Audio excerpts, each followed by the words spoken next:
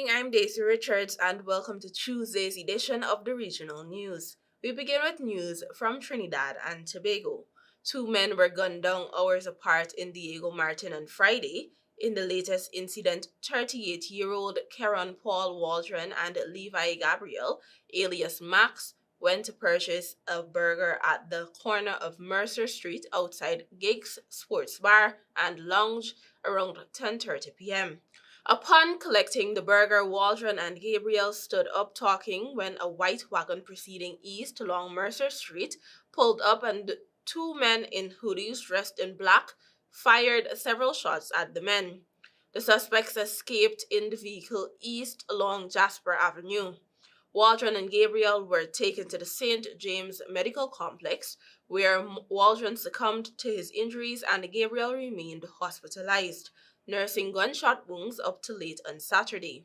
A few hours earlier, 22-year-old Josiah Cook of Kelly Street, Diego Martin, left home to purchase an item at a shop a short distance away around 6:29 p.m. However, a short while later, several explosions were heard. Cook's body was later discovered by his twin brother, and he was rushed to the St. James Medical Complex, where he was pronounced dead on arrival.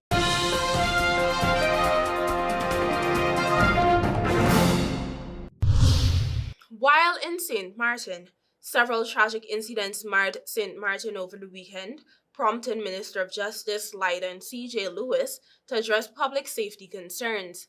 Among the incidents are deaths of Michael Brown, the recently appointed head of permits at VROMI, and his partner who lost their lives in a motorcycle accident on Atilage Road.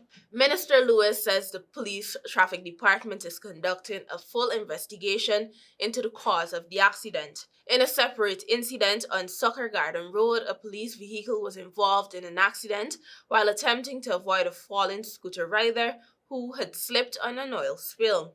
Both the rider and the police officer sustained minor injuries and were treated by emergency personnel. Meanwhile, Minister Lewis says police are investigating a disturbing armed robbery at a jewelry store on Front Street on Saturday afternoon, during which four masked individuals destroyed property and stole valuable items. Working closely with their French counterparts, the police have apprehended one suspect, and in an unrelated incident, the Minister of Justice has expressed sorrow at the loss of a young woman who took her own life. He says this tragedy reminds the public of the critical need to support mental health initiatives across St. Martin.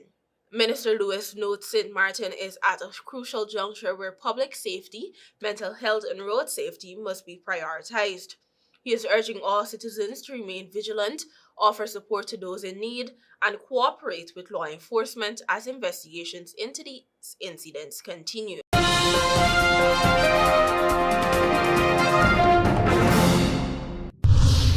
Finally, some more news from Trinidad. In 1 week, 5 women and a baby girl have been attacked by men known to them. 4 of them have died. The latest victim was new grandmother Laura Sankar, 34, who was chopped to death on Saturday at her post office trace home by a 41-year-old relative. Her teenage son, who tried to help, was unable to stop the cutlass attack. The 16-year-old, who heard the woman's screams while he was in a bedroom around 5:30 p.m., ran to her aid. He saw her being chopped with a cutlass by the man, but his shouts for him to cease were unsuccessful. The boy then tried to intervene with a stick, but this too proved futile. He ran screaming from the house with his 7-year-old sibling. They ran to a neighbor. 2 other teenage family members who were also getting ready with the boys at the home to be taken to a car show by Sankar also fled the house. On Monday, a 64-year-old woman of South Oropouche was chopped by 2 men who alighted from a car being driven by a former relative. 2 of her fingertips were severed, and she also sustained injuries to her head and right knee.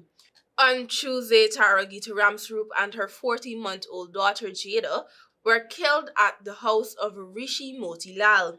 Ramsroop had a relationship with Motilal, and he was also Jada's father. He appeared before the court on Friday and 2 murder charges were read to him. On Wednesday, Sunita Mohammed, 50, of Gasparillo, died after she was struck to her head during an argument with a relative at her home. It is alleged that she was pushed. She was taken to the hospital where she died. On Friday, Anna Ellis was attacked at her St. James home by a man known to her. She was stabbed multiple times, and her 12-year-old son was also kidnapped. She was treated at the hospital, and the boy was eventually released. Thank you for watching. Until next time.